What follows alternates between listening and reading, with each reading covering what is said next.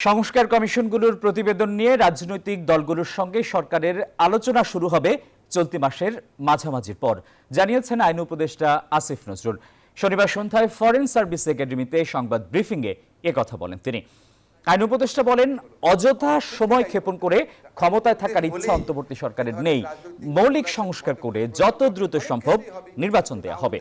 নির্বাচন ও সংবিধান সংক্রান্ত সংস্কার কাজে রাজনৈতিক ঐক্যমত প্রয়োজন বলেও মন্তব্য করেন আসিফ নজরুল।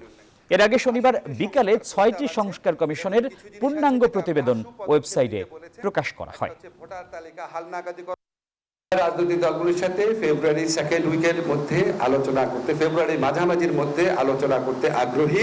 অযথা সময় ক্ষেপণ করা সরকারের থেকে থাকার বিন্দুমাত্র ইচ্ছা নাই। আমলা জোট রাষ্ট্রকল্পে অবসরপ্রাপ্ত যারা জেলা জজ আছে ওনাদেরকে চুক্তিভিত্তিক নিয়োগদানের কথা বলেছেন।